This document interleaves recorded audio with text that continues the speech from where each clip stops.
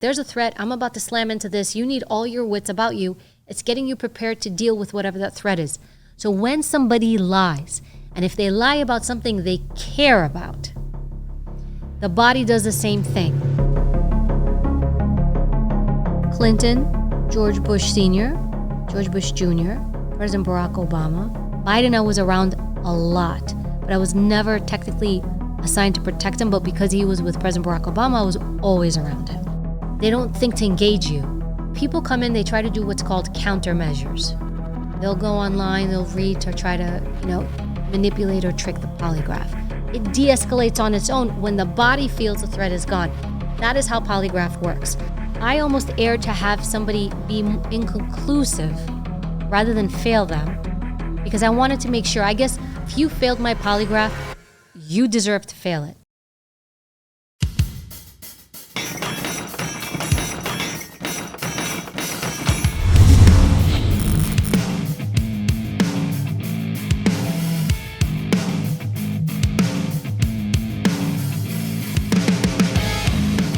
The beast, there's multiple beasts. The vehicles, his vehicles, our vehicles, even the Secret Service, the follow-up, all our stuff, we bring all our toys. Yeah, okay. And so you know that our stuff is secure. Yeah, that makes sense. All right, so taking a couple steps back to your career path, what was your first assignment going when you went to New York? What were you doing first? Which one, protection or investigative? I guess both. My first protection assignment was driving Vice President Cheney's wife, Liz Cheney. I picked her up from the airport with her detail leader.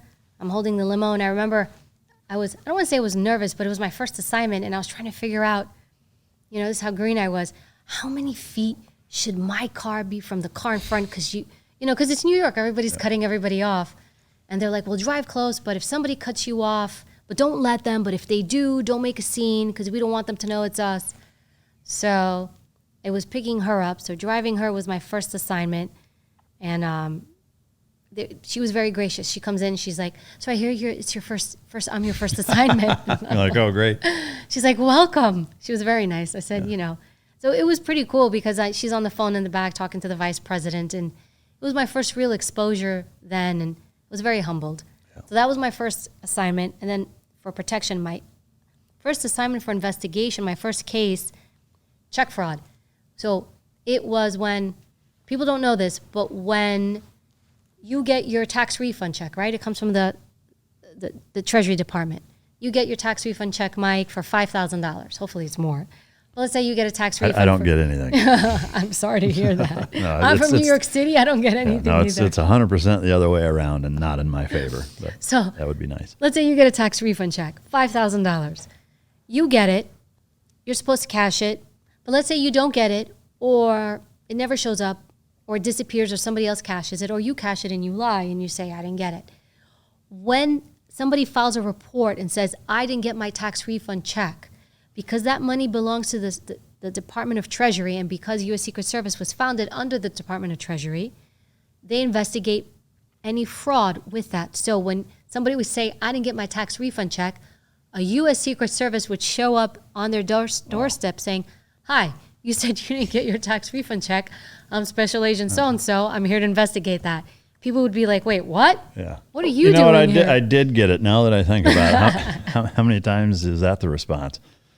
Yeah. Yes. Oh, you know what? Yeah, I lost my mind real quick. I did get that. Well, I didn't know initially, but when I got wise to that, what I started doing in my first interview with the victim, I would say, hey, listen, sometimes people make a mistake. Sometimes we think we got it. Sometimes somebody else we know cashed it. Could this be one of those times? And when they'd say, you know what? Yes, I think you're right. And they would sign a waiver saying, don't investigate. And I knew what that was. So I would always do that up front. In the beginning, I didn't know better. Is that most of the interactions? No, 50-50. Really? There's got to be way less of that now with direct deposit and all that, I imagine. There is less through mail, but there's other ways now people are victimizing people online. Yeah. Just hijacking it, basically? Hijacking people's identities, IDs. And a lot of it the IRS will do, but yeah. Yeah. Going back to the protection stuff, how old were you on that first, when you picked up Liz Cheney? 24 maybe. 24. That would be, I don't know what would be going through my mind as I get older, thinking of a 24-year-old Secret Service agent picking me up and it's their first time. Like that would be, to me, a little nerve-wracking maybe. I don't know. I wish they had told her. Yeah. I'm surprised they told her. Yeah, but man, that's cool. I suppose it's different for all agents and all protectees. Is there a decorum or an understanding in terms of how personal you get with them conversationally? You don't talk. Nothing. No, they're not your friends. They're there. They're doing business. They're running the country. They're not there to like be your BFF. And so actually that was frowned upon. If you would sit and chit chat, it's your protectee. So do they try to chat you up sometimes? If they talk to you, it's fair game. But if they're not talking to you, you're not there to chat them up. Yeah. Like you're not there to be a fan. Sure. Could that happen sometimes? And I've seen it happen where someone's like, oh, the president's jogging. Let me take a quick photo of him jogging. Like you got talked to. You don't do that. You don't initiate conversation. You can say, hello, how are you? But they're not your best friend. Right. Like you're there in a professional capacity. Now, through protection, you can develop friendships. The bigger the assignment, so let's say for the President of the United States, because of the sheer force of the number of resources and manpower he had, it was less likely for you to have those conversations. U.S. Secret Service has a one-voice policy. The one-voice policy means the detail leader, which is the main person, the head of the whole detail, everything, what I want goes to the detail leader. I don't go to the president and say, hey, Mr. President, would you like this? I would go to the detail leader, one voice policy, and I would say, sir, what would you like, blah, blah, blah, blah, blah, blah. And he would ask the president. Because otherwise, the president's got like 150, different people asking him different questions, and it's very chaotic. So, I mean, that makes perfect sense, kind of a liaison or the one voice. I totally get that. Did you personally have instances where who you were protecting chatted you up? Well, I mean, when I had Laura Bush, and I know sometimes I would have her sister, she would jump into my car. She's like, I want to drive with you. So they would chat with me, we would talk, but it was a smaller detail. It was more intimate. I was also her assistant detail leader. So I was the main person.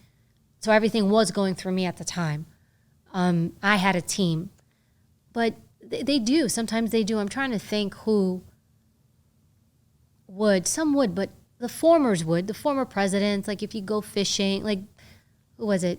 George Bush, a senior, would go fishing. And then George H.W., he would go hacking through we'd go to the ranch in Waco, here, Texas.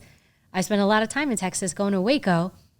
And now it's popular. Back then it was not. Everyone's like, oh, Waco. Sorry, Waco. It was rough back then, but we'd go and he'd be like, let's go cut some trails. And he'd just chop trails and you'd go with him. So in that capacity, he would talk to you. Yeah. He would make conversation. Hey guys, I know some people bitch about the ads, you don't like them. So we're offering for $5 a month early and ad-free episodes of the Mic Drop Show, also including some bonus footage that's not in the episode that's published on YouTube or any of the audio channels of the guests and I either dicking around in the studio or continuing the conversation of stuff that kind of is required to be behind a paywall, et cetera.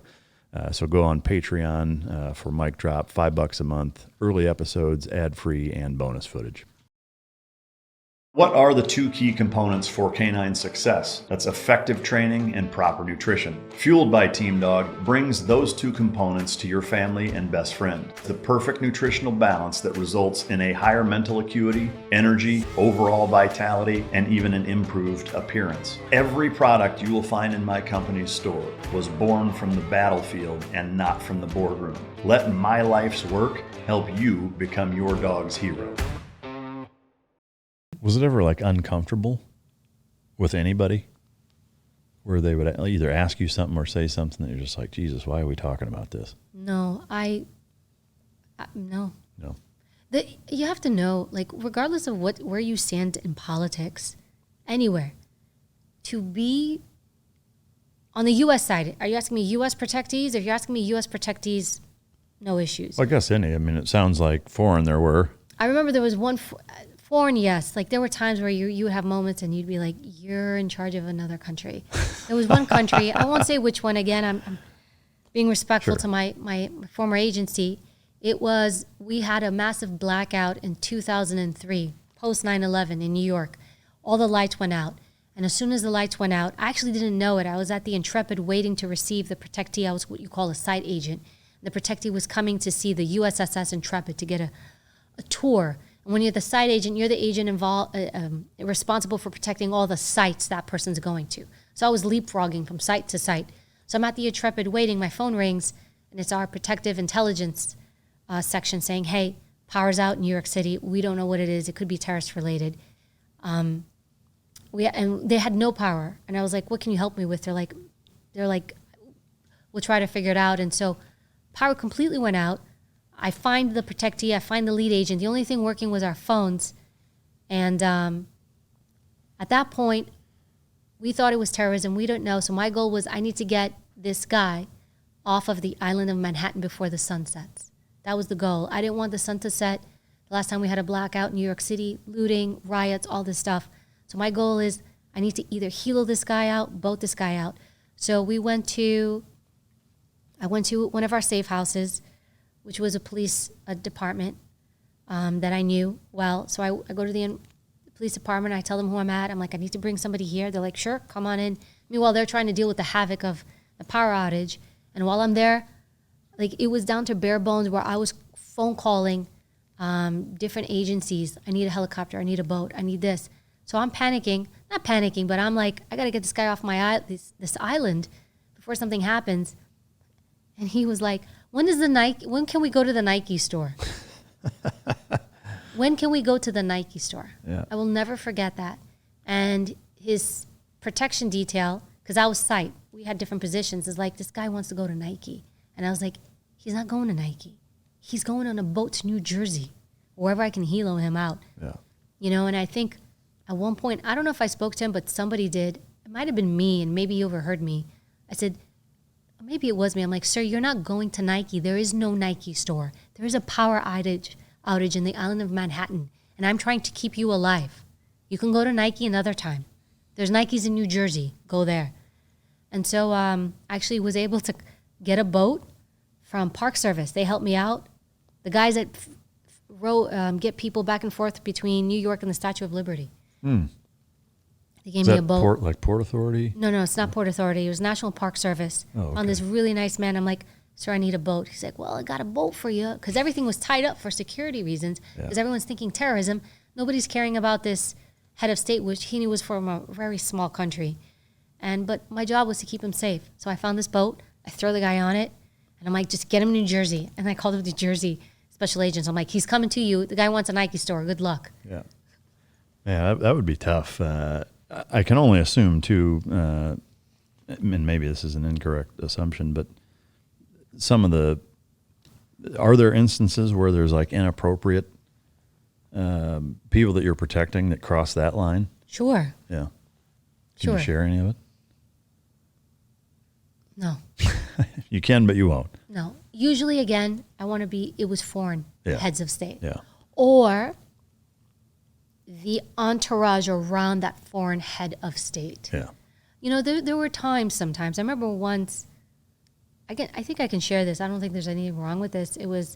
It's also sometimes the values that culture brings here to the U.S. because so for example, it was a country, and this country, this individual, it was, I'm on the fence whether I should say what country it is or not. I'll leave the country out, but it was a country from the Middle East, a very well-to-do country from the Middle East.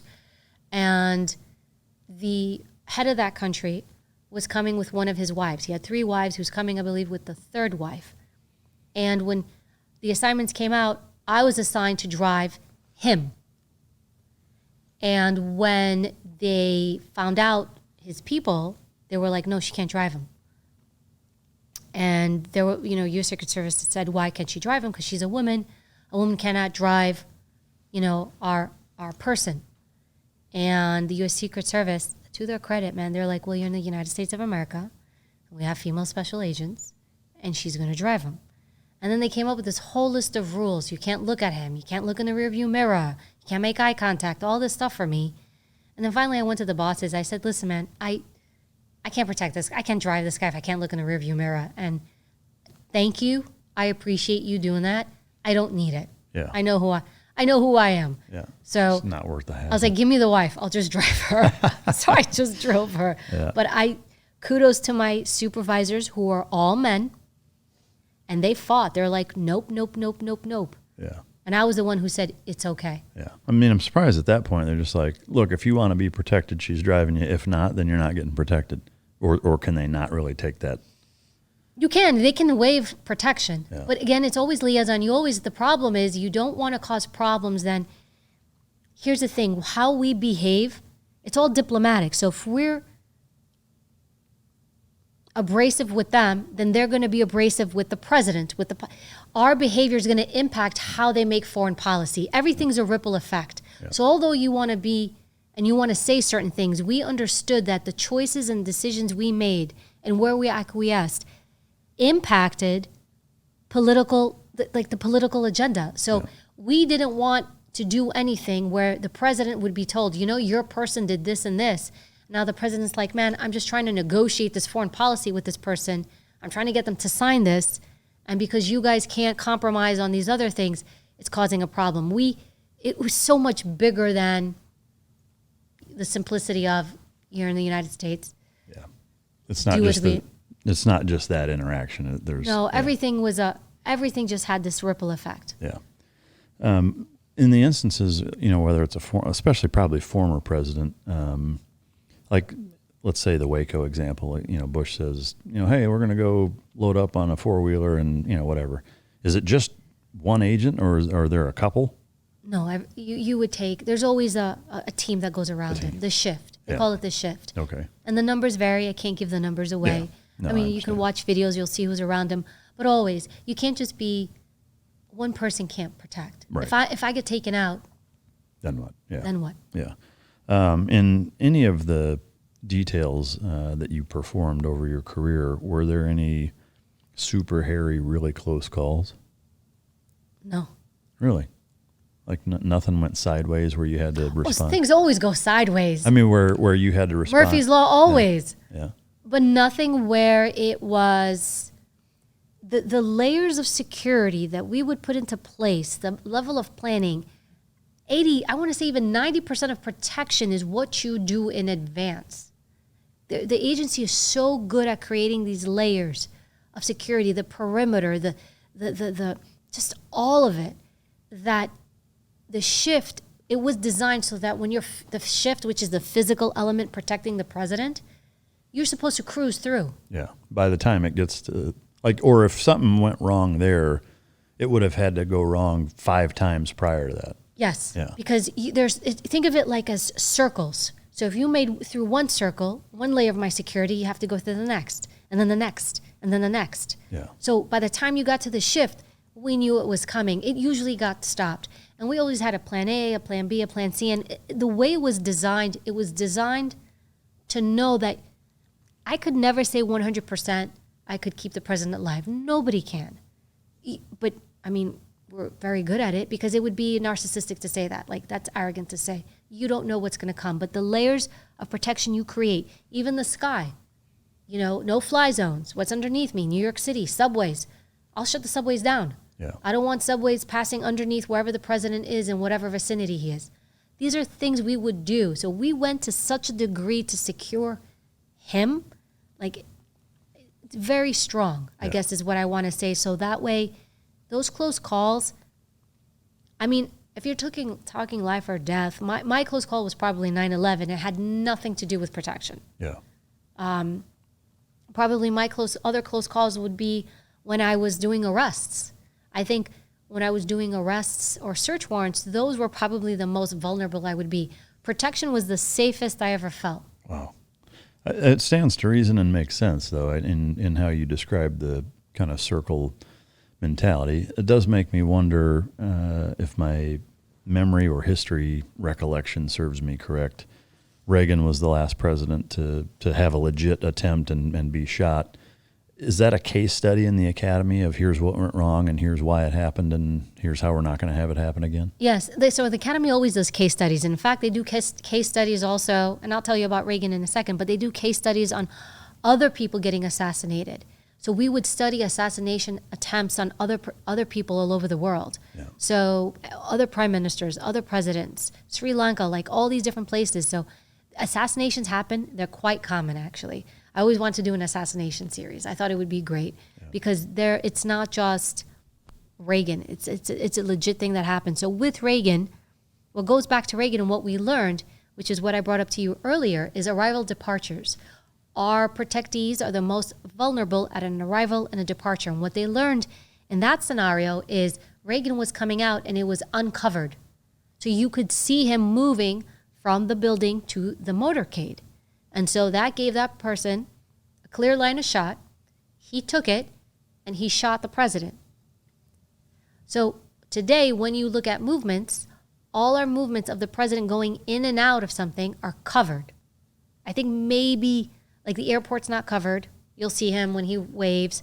But the majority of what we do, you won't see the president getting in and out of his limo because they're all covered. All arrival departures now are covered and concealed. Yeah. And even though technically you can't see through the tent, it's still concealment. Yeah.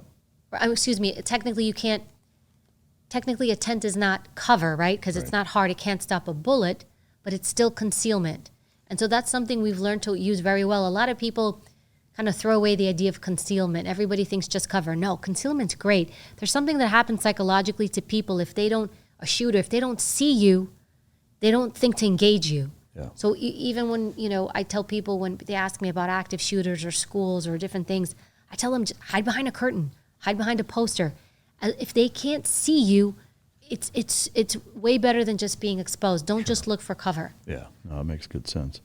On the you mentioned feeling most vulnerable serving warrants and doing investigations. Is there a most fascinating investigation that you took part in on the investigation side that sticks out? Yes, there were a few, but there was one. I'm going to go back to Russia because the guy was Russian. Yeah. He was in Russia, and from Russia, he was just wiping out people's accounts here in the United States. But I don't mean the average person's account. I mean very wealthy people. So that's how he got on everyone's radar.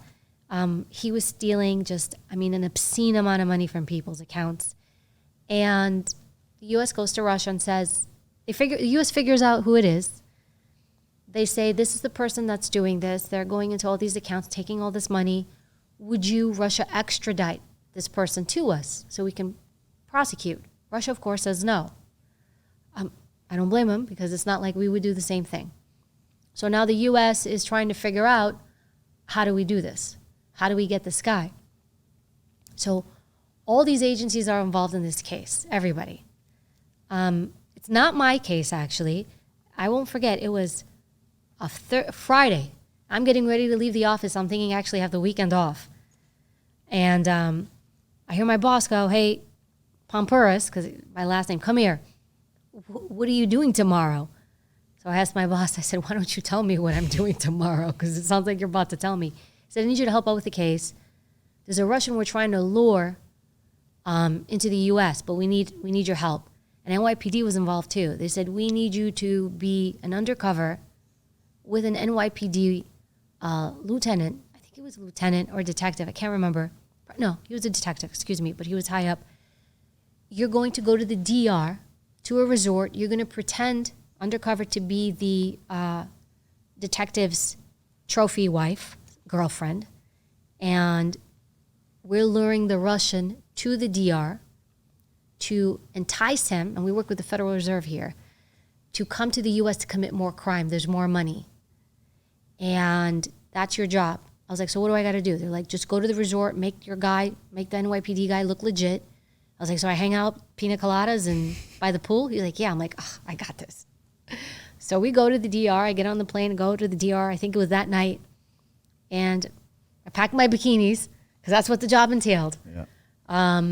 And my boyfriend and I met with the Russian came, actually. He came from Russia. We met. We had multiple dinners, multiple things, trying to convince him to come to the United States. The goal was we're going to convince him to get on our private plane, which belonged to Customs and Border Patrol, actually. He's going to come on our private plane. We're going to smuggle him into the U.S., and he's going to commit a whole bunch of fraud with my boyfriend. So we convince him.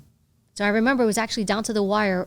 We're about to leave our motorcade to go to our airport, and we're like, where's the Russian? Where's the Russian? Is he going to do it? Is he going to come? Because we told him we're leaving at 8 a.m.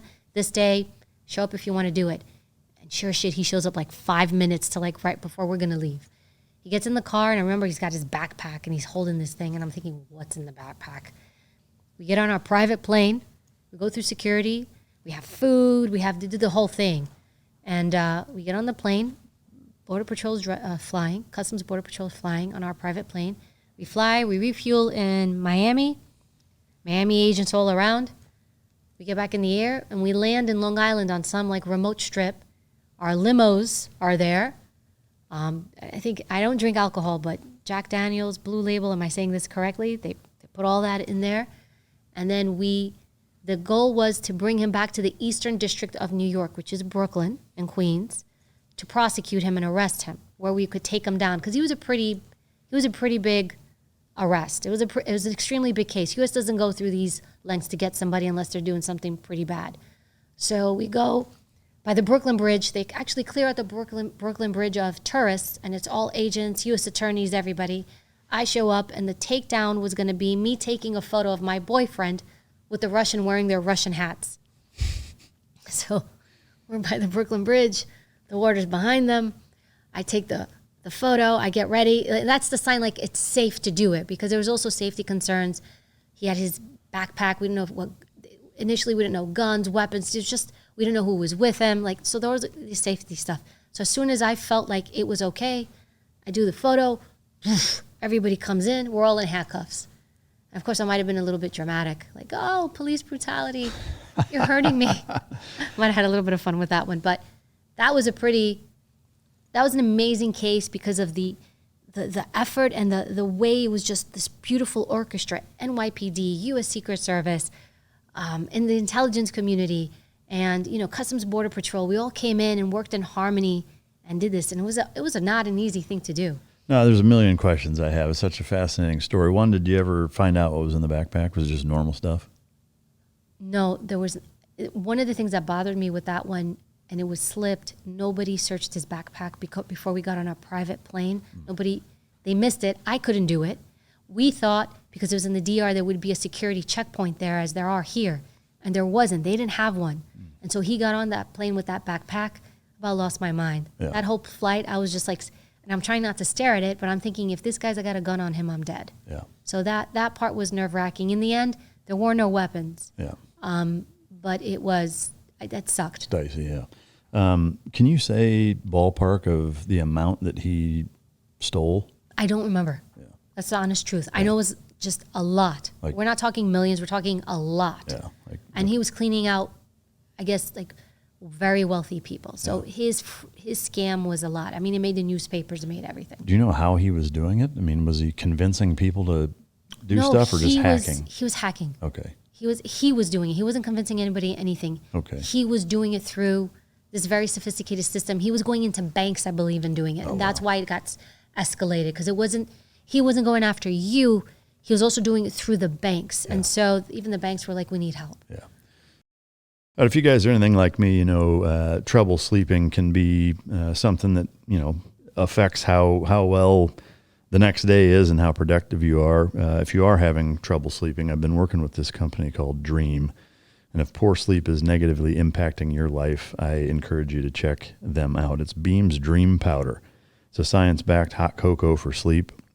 And if you know anything about me and the things that I talk about on this show, you know that sleep is a huge thing, and Dream has been a game changer.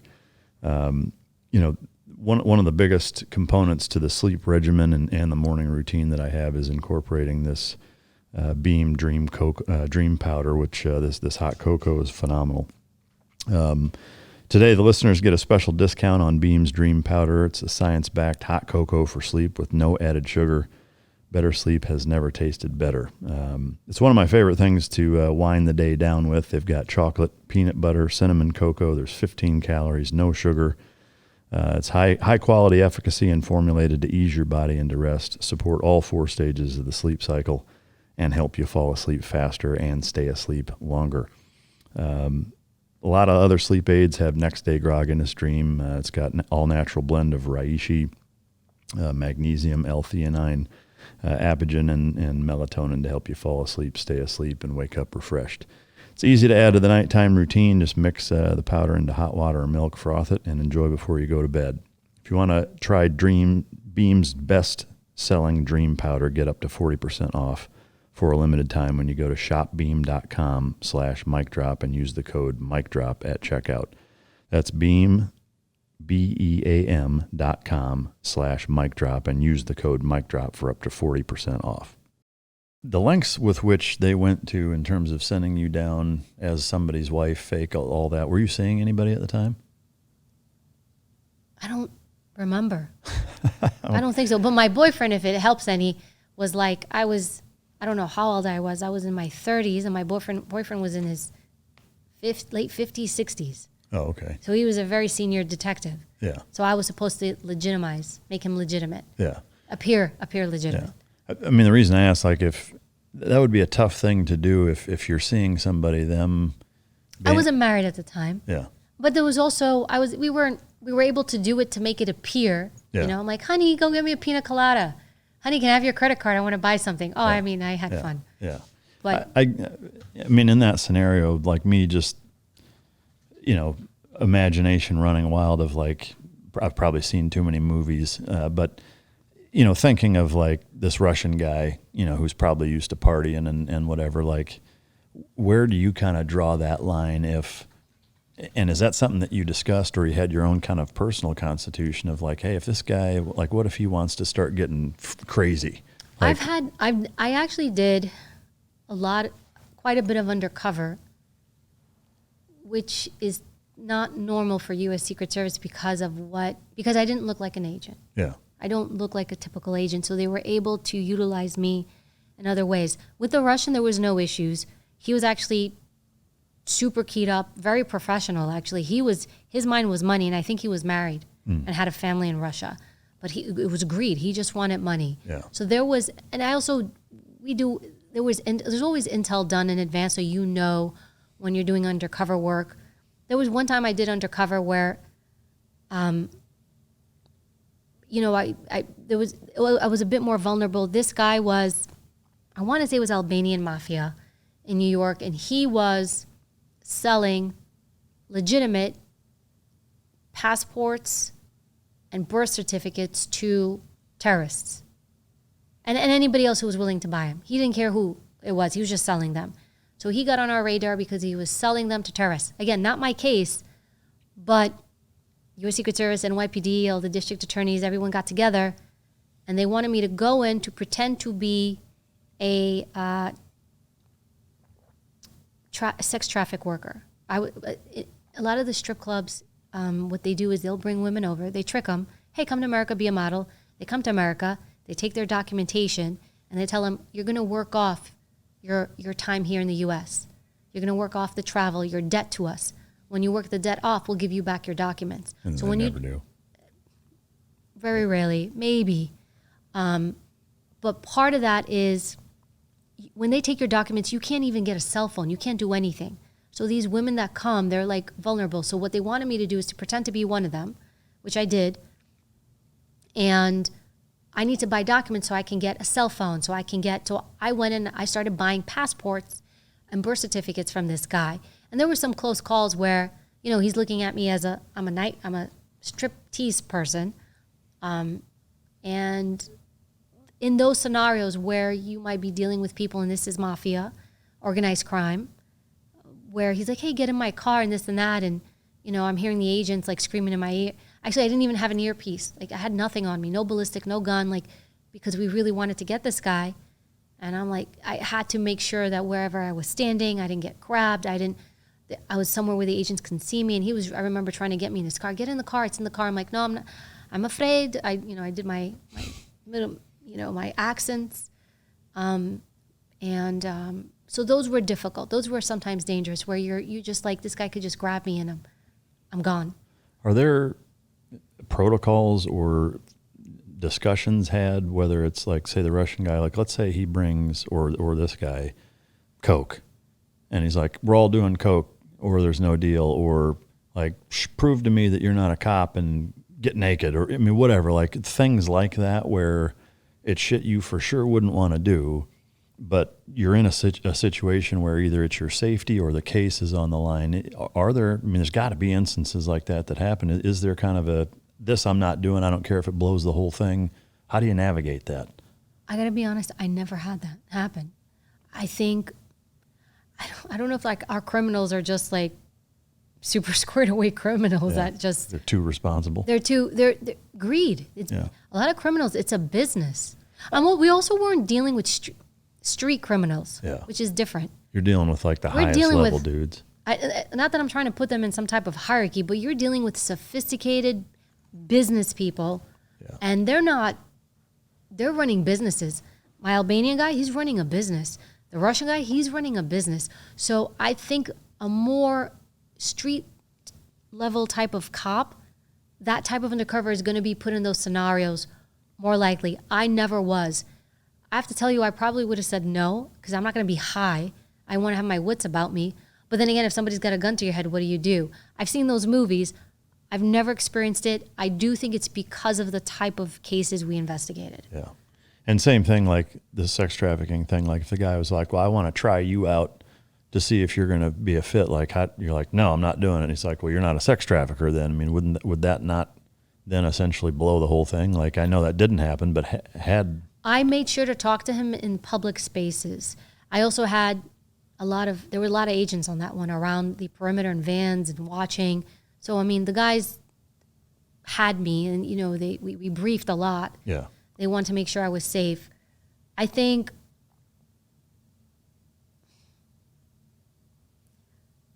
you always run that risk, right? If someone's going to do that. I mean, I would have ripped his jugular out with my teeth. Like I would have been the last woman he should do that to. No case is worth me doing that. I'll tell you this. The one thing I did learn, and that's something they don't show you on TV, I can catch the bad guy tomorrow another time. Yeah.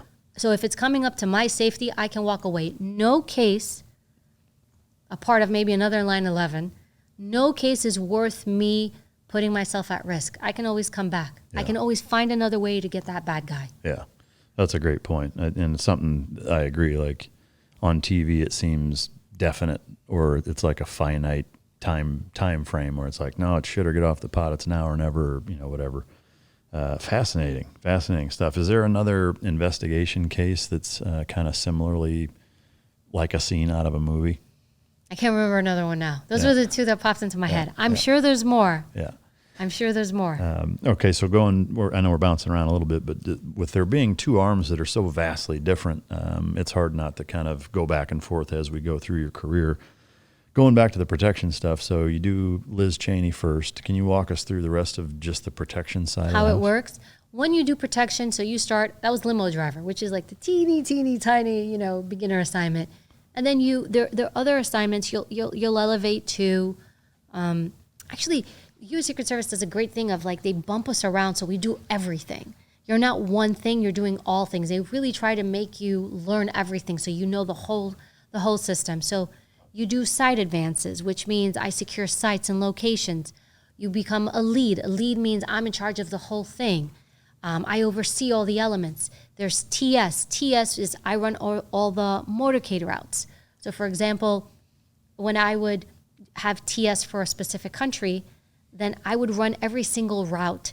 I would type up every single route. I would do the backup for that route. Then I would do the safe houses, the route for the safe houses and the hospitals.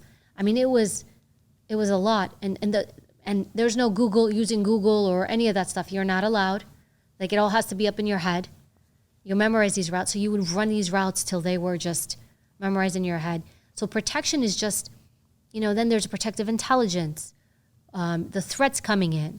Then there's also parts of like, all right, if President Biden's coming into town, who has an special interest in him. We would classify people that would come on our radar. Some people, it's hard to commit people. If somebody has a really unhealthy infatuation with someone, you can't do anything about it, but you have to really prove that they're a threat to someone. So sometimes the Secret Service would try to, through the medical professionals, say this person's such a threat to themselves or someone protecting, they might need to be put into some type of institution. But a lot of times it would be like, all right, we know President Biden's coming into town and Sarah has a weird thing with him, so we're going to put agents on her house. Or sometimes we'd have agents like literally take the person and be like, hey, Biden's coming to town. Let's go, Sarah. We're going to go to the movies and have dinner together. And they would babysit these individuals because we didn't want them going near our protectees because we knew something was unhealthy there. And a lot of the threats, some are legitimate, but a lot come from people with mental health issues. Yeah. So you almost become like this mental health practitioner and figuring out what's legit, what's not. So that's protection. Protection is just like this beast. And then there's counter surveillance and going into the crowds and not looking like an agent. And then there's the shift. The shift is the actual element that's with them that we talked about before. They're the agents that are in the suit, and they're the ones that are literally going to jump in front of that bullet when it happens. So protection's a beast. Yeah. Can you say what firearm you carried most of the time? I think, I love your questions, Mike. Sometimes I don't know what I'm allowed to say or not. And I know you can Google this for sure, and I'm sure I'm allowed. But just because, literally I was on the phone with them last week, I always want to be respectful. But I'll tell you, we have our hand weapons. I can say it's a SIG. I think that would be okay for me to say it's a SIG. I think they might have transitioned out of those, though, now. So there's the hand weapon, then there's long weapons. Weapons that had actually automatic capabilities, which... You have a permit for that? I'm just kidding. Of course you have a permit for that. Not me personally. No, I know. No, because automatic weapons are not allowed in the United States. Although I presume, and I'm making an assumption, you shot automatic. I didn't enjoy shooting automatic. Well, I will say this. I mean, all the long guns that we carried, minus the bolt action sniper rifle stuff, was all full auto. I can also tell you that for every round that I ever fired in combat, not a single round was ever fired on full auto. It's not an accurate, effective way to shoot almost all the time. There is an application for it from an area weapon standpoint. Our belt fed stuff is basically only full auto, but you can do short bursts and whatever if you're trying to provide cover for movement or what have you. But generally speaking, full auto is not really a desirable mechanism. But I agree with you. On TV it looks great, but in real life it's just very not it's just not an accurate way. Yeah, I mean that. Sorry, go ahead. No, and then I was going to say we also had other long weapons like shotguns and stuff. Yeah, I was just going to say the other component that TV always gets wrong is how many rounds you're carrying and how fast you go through them when it's on full auto. It's not going to be a very long gunfight if you're praying and spraying. But did you guys have much leeway in terms of being able to decide within handguns, long guns, et cetera, of what you wanted to carry, or it was you're carrying this?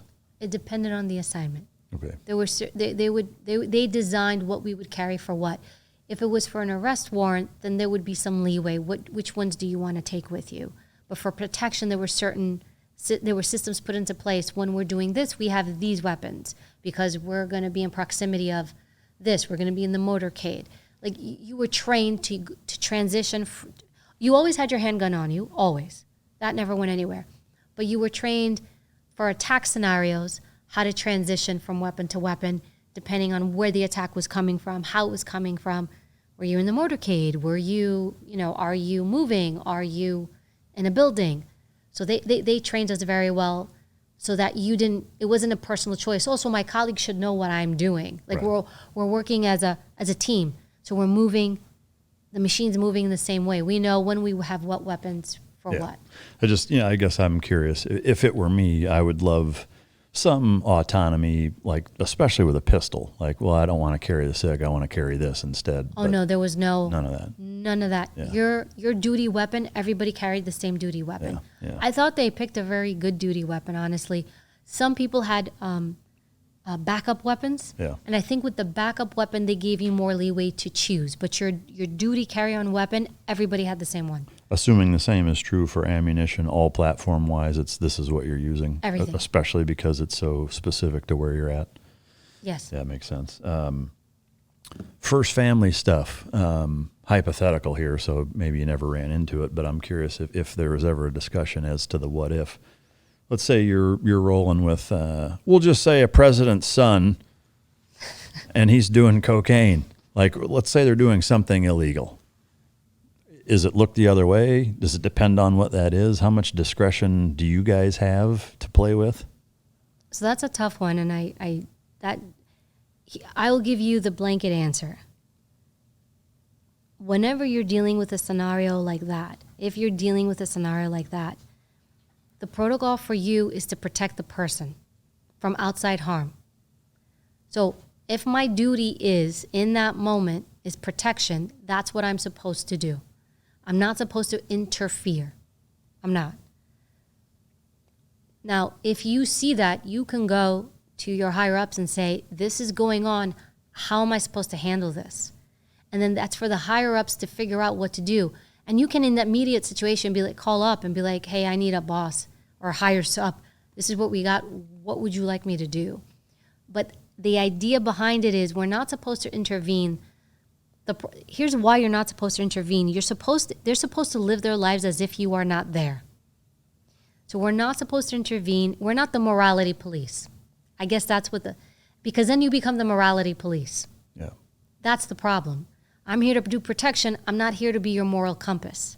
Now, the rub comes is if they're doing an illegal activity, now what? Because technically we're law enforcement. So again, we don't have the legal authority. If somebody's doing a line of coke, do I have the legal authority to arrest them? Technically, I don't as a federal agent. Really?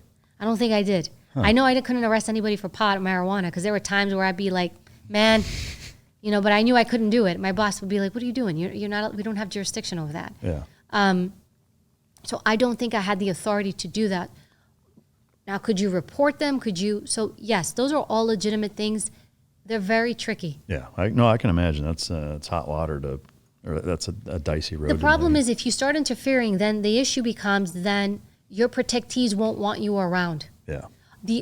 The U.S. Secret Service, you're supposed to be comfortable to be around them to do anything in a sense.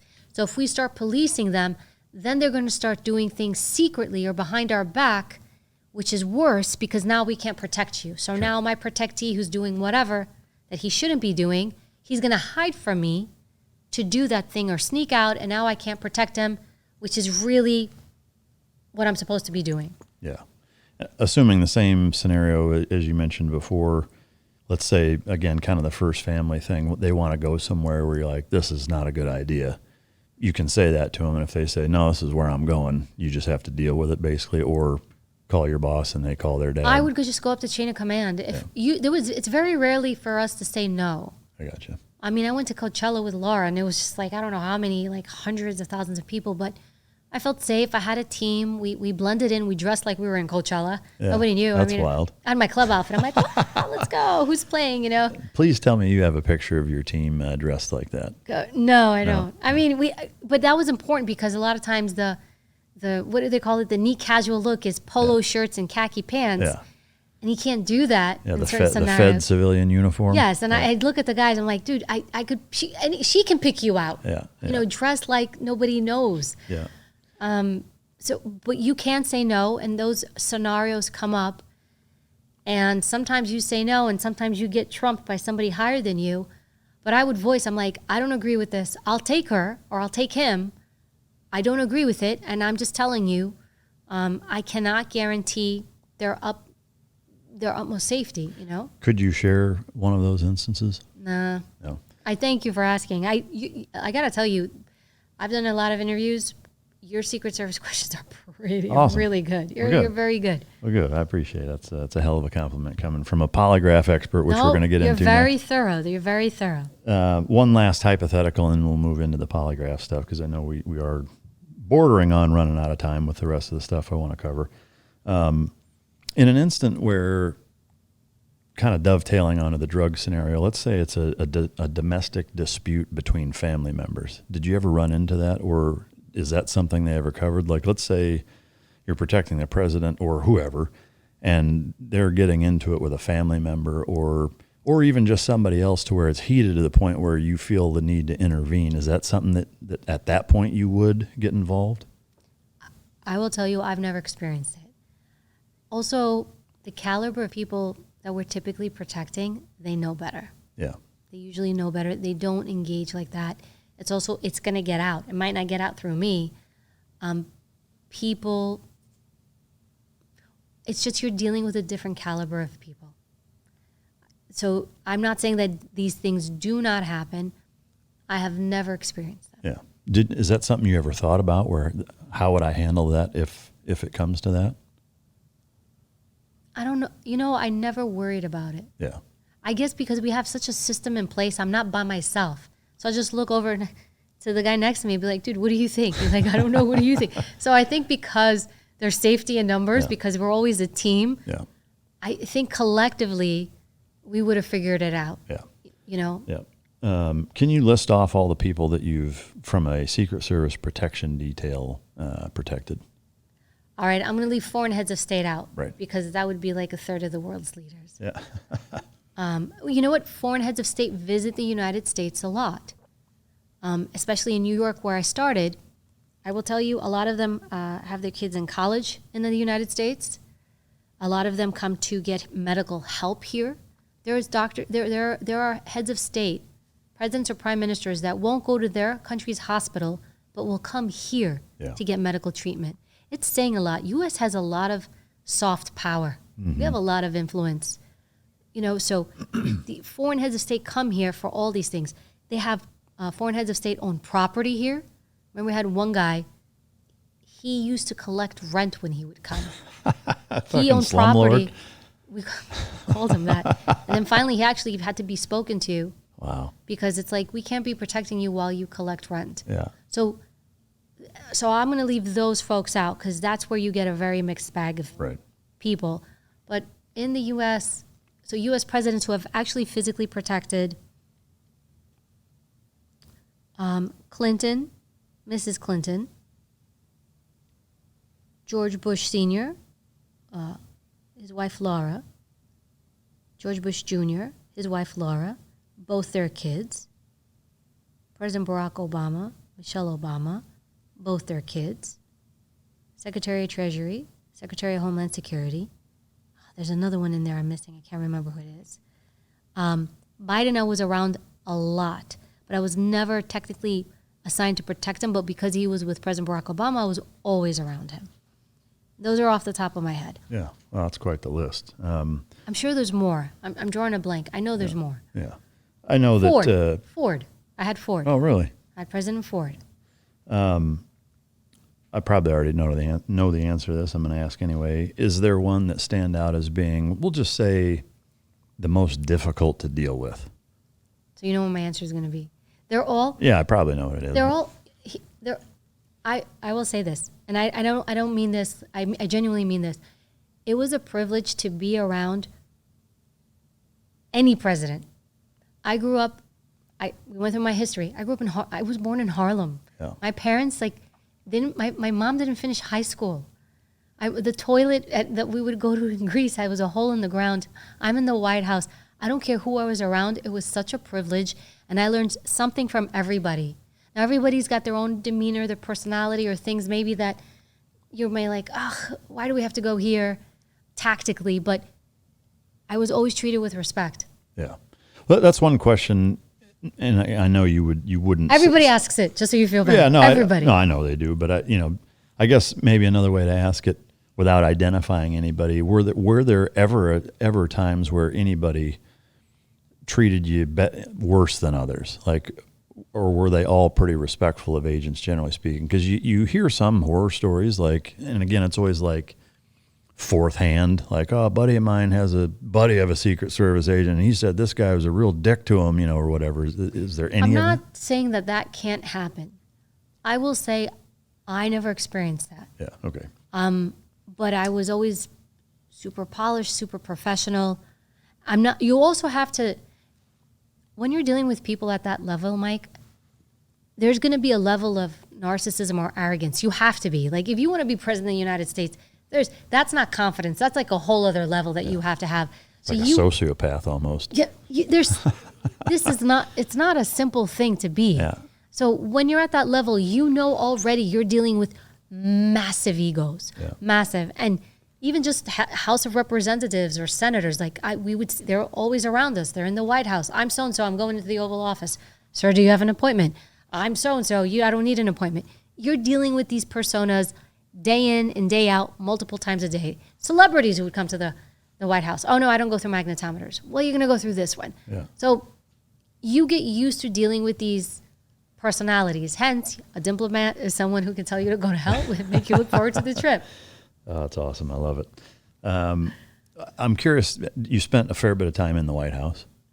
Yes. Is there ever a time where the president has legitimate privacy in there? I think when they're in their residence. Which is, is that just a bedroom or is it a wing?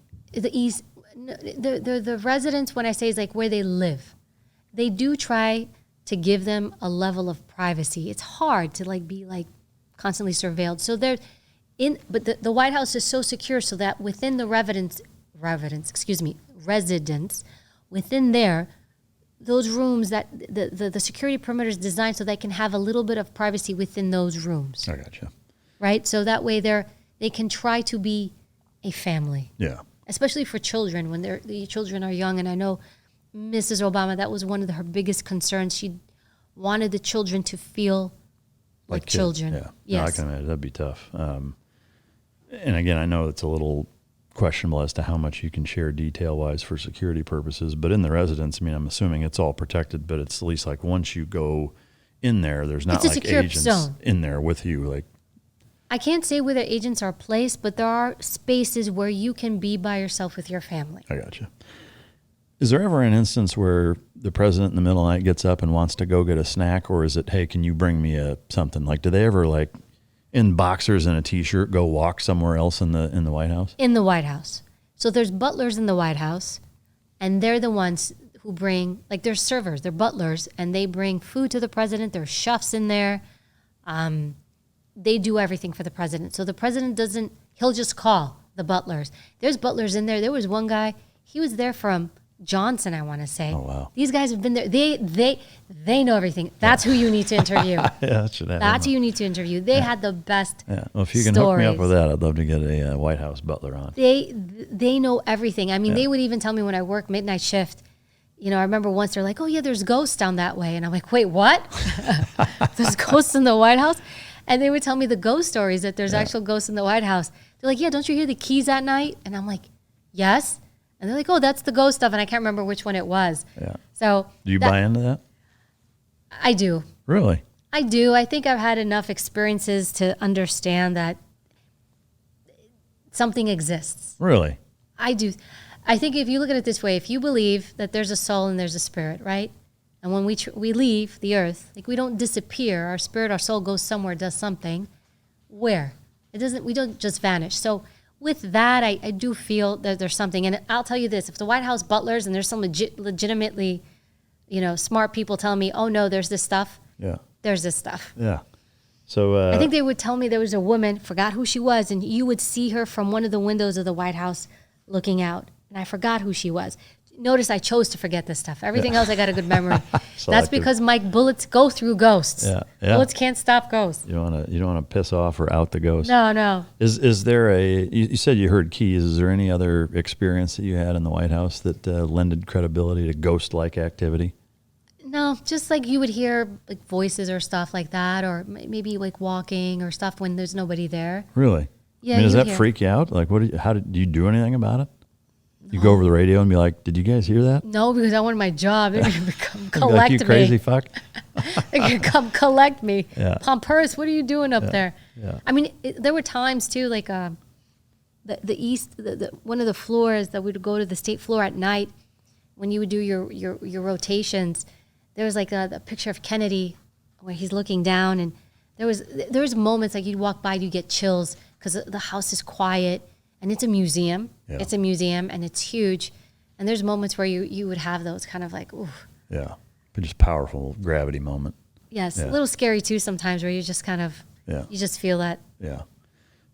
Can you say in that particular residence as an agent, pretty much no matter where you're at, can you always see another agent, or is there not that many of them in there? You can't, there's a lot of agents and a lot of uniform division officers, UD. And UD is the primary part of the U.S. Secret Service that does the protection. They're the physical security. So they're really the ones who, they protect the house, we protect the person. I got you. When POTUS isn't there, agents aren't there. UD is there. Yeah. They're the ones who have it locked down always. So they're everywhere. Now, your question of can I physically see someone? No, because it's an old house and it's got its corners and this and that. But we're on comms. Yeah. We're on encrypted comms all the time. Yeah. You're always hearing, talking. So it's less about seeing and more about am I in comms? Yeah. Is there a favorite part of the White House for you? Okay, two. And it's going to be very not climactic. The flower shop in the White House. I didn't even know they had one. I've never actually been in the White House, but I don't know if you can change that or not. But I will do my best. There's a part of the White House where they have a flower shop. And I don't remember which president it was. One of the presidents, my history's bad now, this is terrible, but one of the presidents lost a son. And the first lady of that president fell into a massive depression. This is historically. And they couldn't get her out of her room, out of the residence. And so what the president did is he cut her some flowers and he put them by her bed. And when he did that, she got up out of bed, she got out of the residence. And they started putting more and more flowers. And that's how the idea of putting flowers out in the White House was born. And eventually, the White House has created its own flower shop. Yeah. So flowers come in from all over the world. And when I would have break or downtime, I would actually go sit in the flower shop and just sit there and listen to their stories, watch them make bouquets, look at the refrigerator with the flowers. I just liked the greenery and stuff. It was soothing. Yeah. I guess, you're in your vest and your gear, and every day you might get shot in the head. So I was like, I'm going to go sit in the flower shop. Yeah, it's a nice reprieve from... That was nice. And then where we would get our food, there was the Navy. The Navy would do our food. There was almost like this window. You put an order in for food. And that was my favorite place to go. Best chicken tenders I've ever had in my life. Really? Food in the White House was amazing. Yeah. You paid for it. Oh, really? Yes. You guys don't get it for free? Nope. And my food on Air Force One I paid for. Really? The first day on the president's detail, you hand over your credit card. You pay for everything. Why? The taxpayer is going to pay for my food. I think they should. Thank you.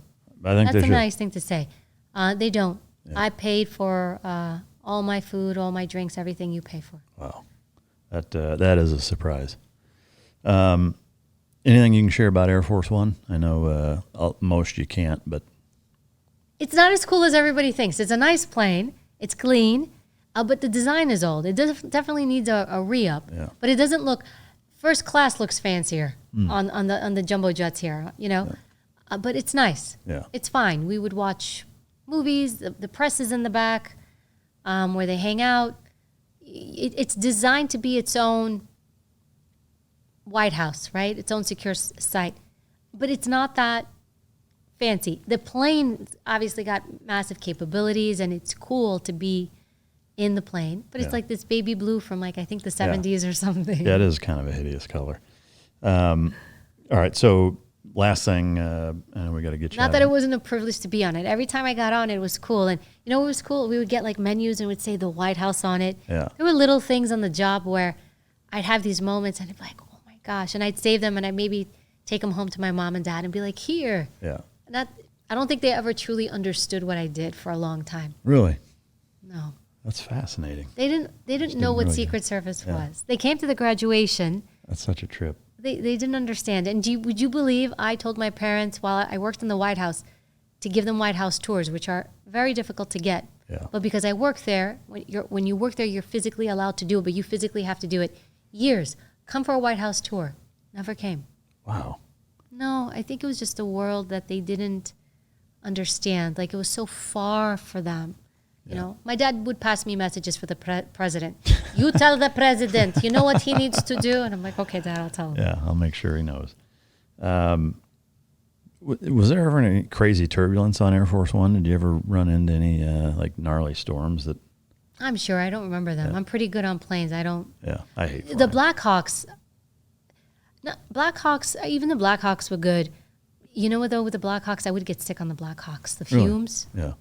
Strangely enough, I prefer helicopter flying to fixed wing flying all the time. I know it's way more dangerous if there's a problem, but I love helicopters. Last thing on the White House, real quick, drone threat. I know that was a little prior to when. No, drones were always an issue. But, I mean, it seems like especially now they're so easy to get. I can only imagine, and I know you can't share much, but there's a lot of countermeasures to keep drones from. Yeah, you create zones so a drone can't fly. And even airports have, there's certain places actually where new drones actually that come out, they are designated so that if you try to fly them in these certain areas, they won't fly. So even if, let's say you want to take a drone, if you buy a new drone, you want to put it in the White House, it probably won't even go. Oh, wow. Because of the way that the software is designed, there's no fly zones. But it's set up in a way, look, technology brings new things, and with new thing, it'll always be like, this is new, how do we handle this? Yeah. Drones was part of that. It's a cat and mouse. Polygraph stuff. Yes. Was this the last part Have of you taken a polygraph? I've never taken a polygraph. You never had to take one? Mm-mm. When do they make you take one? I've heard of... So it depends on your job in the military. So I did have a TSSCI clearance because I was an intelligence specialist first, that was my first job coming into the Navy back when we had SEAL source ratings. So being a SEAL wasn't its own job until about 2003. So prior to 2003, there was a list of like 16 or 17 different Navy rates that were normal Navy jobs that if you wanted to come in and be a SEAL, you had to pick one of those first. Go through boot camp, you go through that school, and then you go to SEAL training. So it was kind of stupid, which is why they changed being a SEAL to its own job. But so I did a ton of interviews for that, but never a polygraph. Now, a lot of the guys that I know that have gotten out and do contract work for the agency or any government entity typically have to do polygraphs and then recertify them every 2 years or whatever it is. But no, I've never taken one. So I have to ask, Secret Service polygraph operator. Examiner. They call them polygraph examiners. All right, so Secret Service polygraph examiner. How do you beat a polygraph test? I don't know if you can. Maybe if you've taken a lot of them, you could. What's the premise behind how you would even approach it? People come in, they try to do what's called countermeasures. They'll go online, they'll read to try to, manipulate or trick the polygraph. I mean, they'll do dumb things, like they'll put a tack in their shoe and push their toe down on the tack to have a response for certain questions. They'll manipulate their breathing. They'll clench their butt cheeks. How do you know they're doing that? Because we have a pad that you put in the 100%. Hand to the Lord. There's a pad that we put on the seat so that I know when you clench your butt. Wow. That couch has the same thing, by the way. Does it? No, I haven't clenched once. So I'm good. The polygraph says you're being honest. So is that the gist? Those are kind of the three main things that people approach it? Sometimes people do math. They'll try to do math computations or something in their head to distract. Here's the premise of the polygraph. The polygraph looks at your autonomic nervous system, right? So it's looking at my autonomic nervous system, things I can't control. My blood pressure, how much I sweat, it's called EDA, electrodermal activity. My breathing, the rhythm of my breathing. So it monitors all these things. When you feel a threat, your autonomic nervous system reacts. You're driving on the highway, the guy in front of you stops short, you're about to slam into him, what happens? You have that feeling, right? You go on all the way. And then sometimes you may even be so heightened, you may even turn the radio off because you're trying to get your bearings. Your stomach does this flip. You're not telling your body to do this. Your body is arming you. Your body's like, there's a threat. I'm about to slam into this. You need all your wits about you. It's getting you prepared to deal with whatever that threat is. So when somebody lies, and if they lie about something they care about, the body does the same thing. We don't like to get caught in a lie, especially if it's something that we care about. So our body will have this autonomic response. My breathing changes. I start sweating more. I sweat more because my hands get clammy because my body thinks she's about to fight. I need her to sweat more so she can grab onto whatever she's going to grab, this person or whatever she's going to fight, so she can hold on. That's why we sweat more. My blood pressure changes. All these things happen. You cannot control it. You can't tell your body, all right, arm up, something's happening. It does it for you. Even when you can't even tell it, okay, coast is clear, stop. It de-escalates on its own when the body feels the threat is gone. That is how polygraph works. So when you ask people a series of questions, and if there is something tied to this question that is a threat for them, that they care about it, did you hurt that person? Did you take that money? You know, whatever that question is, did you give national security secrets to this country? Whatever that question is, if I care about it, I'm going to respond.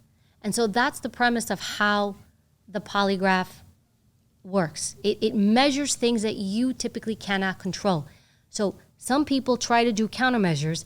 It's extremely hard. And the thing is, when they do it, you can see it because we're trained to know what the body is supposed to look like normally. So sometimes people say, well, I'm nervous. If you're nervous for the whole thing. You're nervous from the moment you sit down to the moment you get up. So I calibrate for that nervousness. I'm looking at Mike in his nervous condition, but this is Mike being nervous. What happens is when Mike lies, not that you're a liar, Mike, but when Mike lies, something else happens to Mike. That autonomic response comes in, and I see a shift, a clear deviation with Mike. And that's how I know, Mike doesn't like this question. Why? But here's the thing. Everybody thinks the polygraph is the machine. I was the polygraph because I have to sit and figure out what's in Mike's head. And my job is to get that information. I also have to sit and prep you for it, which can take an hour to 2 hours, to make sure that you don't hit on the questions that I don't want you to hit on. Like there's this whole science to it and an art to it. It's fascinating and it works. I mean, a lot of people don't like them, but I mean, at least for the U.S. Secret Service, when we do it, we would use them on applicants. I've taken multiple. I'd never like taking one, but I understand why they're there. People lie. People just lie. I think something like 75% of people lie on their resumes. So not just even to catch a threat or a terrorist or somebody trying to sneak into the agency, right, to do harm as a bad actor. Also, people lie. Yeah. So for you now, having been both an examiner and a trainer of examiners, would it be easier for you to pass one authentically if you were not telling the truth, or would it still be difficult?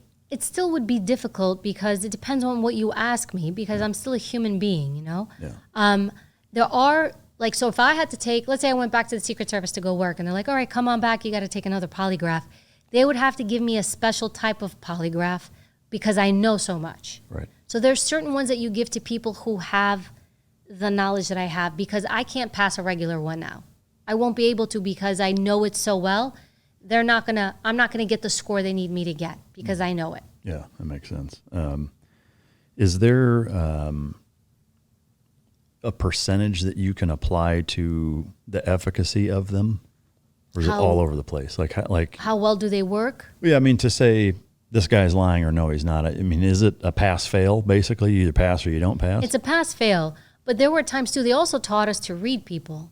And, you know, I don't want to oversimplify it, because just to say body language is oversimplifying it, but their body language, verbal language, paralinguistics, which is the tone, sound, pitch of your voice, cadence, they really taught us how to read people. So there were times where I never even gave a polygraph. There were times where I knew, I'm like, this person's lying to me. I'm just going to go for it. And we'd call them pre-confessions, pre-test confessions, where you would get a confession before you even hook somebody up to the polygraph. Really, I was the polygraph. The examiner's the polygraph. Now, you have to be super ethical, because you can cause somebody to fail that. If you're an unethical person, you don't like someone, you're just looking to solve a case, ethics play a role, and you can do that. Have there been people that have gotten in trouble for that, or that you've seen be unethical? I remember once, I'll just share this story. I remember once there was a new hire exam being done in the New York office by another examiner. He had come from a different state, and he came up to polygraph somebody who's coming in for a job. And this person might have been from, I want to say either Pakistan or Afghanistan. I don't remember what country. And sometimes people get so stressed out during the polygraph they fall asleep. So during the prep phase and when you're testing them, people are so on, there's times where they actually crash. Like it's that stressful. So this examinee was falling asleep during the test. And he goes to the supervisor for hiring saying, hey, this guy's falling asleep. And the boss is like, what? Falling asleep? Out. Disqualified.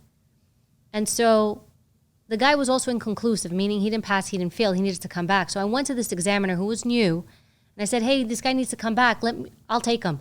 Because we had an informal policy. If I polygraph somebody, if they needed to be repolygraphed, a new person does it. You always want to bring in a new person, a new perspective. So I'm like, hey, what happened to your guy? I know he was inconclusive. Give me his file, I'll do him. He's like, oh, no, he's disqualified. And I remember thinking, how is he disqualified? He said, we fell asleep. I'm like, they all fall asleep. And so I go up to the boss. I think the boss told me first. He's like, well, he fell asleep. He's disqualified. I'm like, they all fall asleep. I was like, that's just the stress level. And when I talked to the examiner, I said, why did you disqualify him? He's like, well, and I said, this guy, and when I looked at this guy's file, the guy was a cop. He was an NYPD cop, and he worked midnight shift, and he was coming in for days. And so he didn't pass his polygraph. He was inconclusive. So there was a possibility that my fellow examiner didn't want him and made him inconclusive and then tried to further maybe say that he was falling asleep when so many applicants fall asleep. So you come across people like that from time to time. Now, I'm someone who, I endured 9/11. I survived 9/11. I was there for the whole thing. I was like, I'm not having any of this. And I went up to that boss and I said, you need to give this guy another test. Everybody falls asleep in that room. He's also a cop. Look in his file. The guy works midnight shifts. He was fucking tired. This guy deserves a chance, and have somebody else give him his test. Don't even let it be me. So I guess you could say you can come across that across the board no matter what. Yeah. You can tell I get pissed even when I tell that story. Yeah. So from your perspective, the technology that is polygraphs, can you say for 100% certainty that if you put somebody through one that you can tell if they're lying or not? It depends on the examiner. If you suck in as an examiner, your polygraph's going to suck. Just you personally. Like, do you think for sure you'll Me? know? I feel I was so careful that I almost erred to have somebody be inconclusive rather than fail them, because I wanted to make sure. I guess I will say this. If you failed my polygraph, you deserve to fail it. Yeah. I was very careful because I was dealing with not just somebody wanting a job, because I know how that felt. I knew when I took my polygraph, like for the U.S. Secret Service, I'm thinking, oh my God, I'm like, I have to get this. So there's that. So I don't want to mess with anybody's future life or career. But at the same time, you're dealing with people's freedom. So if I'm polygraphing you about a rape or murder or a homicide, a theft, I'm about to take away your freedom. I better be damn well sure you deserve to fail my test. So I really went above and beyond to give people, I don't even want to say the benefit of the doubt, but to make sure if you failed, you deserve to fail mine. The other thing that the Secret Service did, which kudos to them, as soon as you were done polygraphing someone, you immediately had to send your test scores to somebody in Washington, D.C., another examiner who was there. They were examiners there on a full-time basis. They were called quality control. And they would look up all my stuff, my data, my numbers, everything. And they would either agree, disagree, or tell me to run more. So I never did it on my own. I always had a quality control, a backup, say, Evie, I would score this way. They would blind score it. Yeah. And so we would see, did you come up with the same scores I came up with? Yeah, it is encouraging because that's not standard protocol for all departments, right? Or I can't speak to other places. I don't know if other places do that. And I'm not being here like a recruiter for the U.S. Secret Service. They went above and beyond. They are a highly competent agency, and they went above and beyond to always try to be quality in everything they did. And every test I did, I knew who was my quality control. Every single test. It did not matter what case it was. It did not matter if it was a new hire. They did the right thing. Yeah. So you were doing, that's great to hear. You were doing certain cases where you were doing polygraphs on people accused of rape and murder and stuff like that? So that's not under the U.S. Secret Service jurisdiction, right? Because we talked about the cases that they did. However, there are approximately 17,000 law enforcement entities in the United States, right? In the U.S., we don't have one national police force. There's just 17,000 of them. UK, one national police force, just one police commissioner. Here, we've got 17,000 of them. So half of the police departments in the U.S. have 10 officers or less. They don't have the resources they need to solve crime. In fact, some of the data, because I teach criminal justice, 80% of crime in the United States goes unsolved. All crime, I mean all of it, right? 80%? 80. This includes, though, petty theft, robberies. It includes all of it. Obviously, the more severe the crime, the more resources go into it. But if we look at overall crime, 80% goes unsolved. So police departments need help. They would at times reach out and say, I have this case. We have no proof. We think this person did it. Can you come in and give a polygraph to see if you get a confession? And so the U.S. Secret Service, again, to their credit, they would loan us out to local police departments to help them with their difficult cases. And sometimes it would be, we have multiple suspects, we don't know who it is. Sometimes it would be, I would go in and we think this is a person, get us a confession. And maybe I would get a confession, or maybe I would say, this person just passed their polygraph. I am telling you unequivocally, just from sitting with them for hours, it is not your person. Go look somewhere else. Yeah. And so that's what we would do to help out. Yeah. Local police. Oh, that's good stuff. Are most of the questions yes or no, or some? Yes. Yeah. Oh, sorry. Look at that. What are the odds? It's always like yes or no. Did you blah blah blah blah? Like yes or no. Is your name Mike? Yeah. Okay. Yes. That's what you would say. Maybe. Depends. Is there a polygraph story that stands out as being the most memorable for you?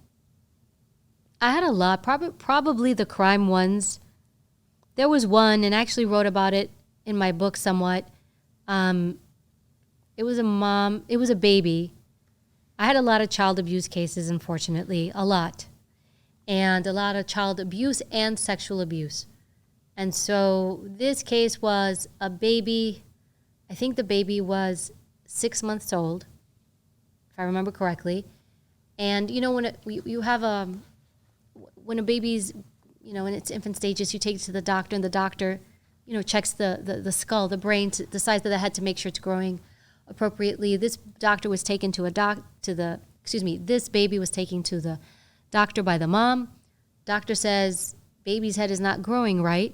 Checks the baby, there's a fracture in the baby's skull. And when they further examine it, the fracture they deduce is caused by blunt force trauma, meaning the baby didn't fall by accident, didn't hit itself by accident, wasn't dropped by accident. Someone struck the baby in the head with an object. So they're looking, mom's the one who says, hey, this happened to my baby. The doctor's obviously red flagging the whole thing. They're looking at nanny and dad, which almost always is, it was always nanny or dad that everybody would automatically go to. So we get nanny, we get dad. I have a partner. My partner interviews, polygraphs the dad. I take the nanny. We meet up afterward. I'm like, how'd the dad do? He's like, dad passed. Okay. He said, how'd nanny do? I said, nanny passed. And I spent hours with her, talking to her. So we both agree, like, it's neither of them. So the police department's like, we don't know. I'm like, give me the mother. So I asked for the mom. I go back up to this police department. I go out. They were in a different state. Mom shows up. Mom shows up with an attorney. Dad didn't show up with an attorney, and they're married. So I'm like, nanny doesn't show up with an attorney. Fail. No, everybody has a right to an attorney. I don't want to say that, but that was a massive indicator considering her husband came without one. Yeah. So why are you coming with one? So I'm able to convince the attorney to stay outside, and I take her into polygraph, sans attorney, no attorney. The whole time, I'm tired, I'm hungry. How long is this going to take? This is hot in here. I have better things to do. And then as we're talking, she's like, you know what? Why don't we just make this whole thing go away? I feel bad for the nanny. She's got a whole career ahead of her. I don't want to destroy her life. You know, let's just let this go. You hear this, you're thinking, this nanny supposedly blunt force traumatized your kid in the head who might have problems growing up, and you want to let this go? All that stuff was massive red flags. I knew right away. I'm like, she did it. She's the one. But she's giving me nothing. So I polygraph her. She fails with flying colors. And I lean in and I say to her, I said, you know, you never want to be harsh because I want a confession. It's like warmth and competence. I want to balance those two. And I said, you know, you didn't pass the polygraph. Do you want to tell me why? And she leans in and she smiles at me, massive smirk on her face. I won't forget it. She was like, I think we're done. Picks up her shit and leaves. I mean, I knew she did it. That was hard to stomach because, you know, I'm sitting there and I'm like, how could I have made her talk? How could I have this? You know, you're playing all that stuff in your head. And she was there voluntarily, nothing I could do. And she's going back home to that baby. Do you know what happened after that? I mean, did the polygraph force a... What I did was I went to the detectives when it was done. She left. So I walk in literally the next room. The detectives are like, how'd it go? She just walked out. I said, she's your guy.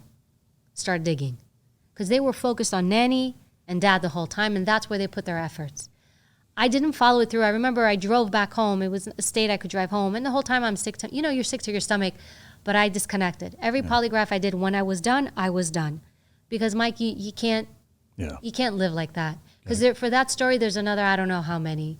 Yeah. That one stands out because it bothers me. I hope that they got something on her. I hope. Yeah. I feel like I could interview you for another 3 hours. You know, it's such a fascinating life you've lived, but I know if I do much longer, you're going to miss your flight. Can I ask a question? Yeah. And maybe I should know this, so please forgive me. What's the 215, the helmet? So, for the viewers, this is my Bud's helmet. So, class number 215, obviously my name on the front and back. In Buds, you have these helmets you start with. They're green in first phase, they're blue in second phase, and then red in third phase. And I actually still have my knot tying rope here and the name tape from my I think it was from my uniform. No, it's just a piece of tape. No, it was from my canteen. Still stuck to the fucking helmet, but so yeah, it's a souvenir from SEAL training. But you're the first person that's actually asked me about that. Thank you. I've been staring at it this whole time. You know, we work with SEALs quite a bit. Yeah, I've known a lot of Secret Service agents over the years. Never been able to interview one, and mostly in the canine space are most of the ones that I've interacted with. But what a fascinating journey you've had. Again, I feel like there's a million other questions, but you've had the best questions. Awesome. Best questions. Awesome. No one's ever asked me this in depth. So I have a career in polygraph. Is that what you're saying? Or maybe detective work? No, you know what it is? You're unassuming. You just drop the question. It just comes in. It's actually a very good way to interview people because you ask very pointed questions, very not that they're pervasive, but you're trying to get information that's delicate, but you ask it in a way where it's soft. And so that's just so you guys know, if anybody wants to know how to get somebody to do something right here. I will just say, welcome to being a father of teenage daughters. How many? 2. So that's where I think a lot of my experience probably comes from. But very humbling to have you say that. I appreciate it very much. In that same vein, it's not a Alexander the Great struck coin, but I do have a coin for you as well as what's in that box. Mike, thank you. Yeah, that absolutely. means a lot. No, absolutely. Thank you for coming. It's been an absolute pleasure having you on and being able to ask you all the things that I've always been curious about with the Secret Service. But John Johnston and Champion Choice Silver out in California is big supporters of the show and provide the buckle and the coin. So, oh my gosh, I'm sure people have seen this before. I've never had one before. Awesome. Well, good. Well, this is amazing. Yeah. Well, thank you. I've seen others wear them. I've never. Wow. Yeah, so get on your shit kickers, don the buckle, and maybe we can get a photo of it to share sometime at some point if you ever wear it. But I absolutely would. Awesome. This is amazing. This is beautiful. Awesome. Thank you. It's my pleasure, our pleasure. Thank you to John and Champion Choice Silver for providing those. So beautiful. Thank you again. I hope you guys enjoyed the episode as much as I did conducting it, because it's just such a fascinating journey in life you've had, and I'm thankful for you and for those that have done the same job that you've done, because it seems like a tough job and one that's absolutely crucial. So thank you for everything. Thank you too. I respect you and all you've done and your service, and I'm humbled that you had me here. Oh, it's pleasure's all mine. So hope you guys enjoyed the episode. If you didn't, you can choke yourself. And until next time, this is Mic Drop.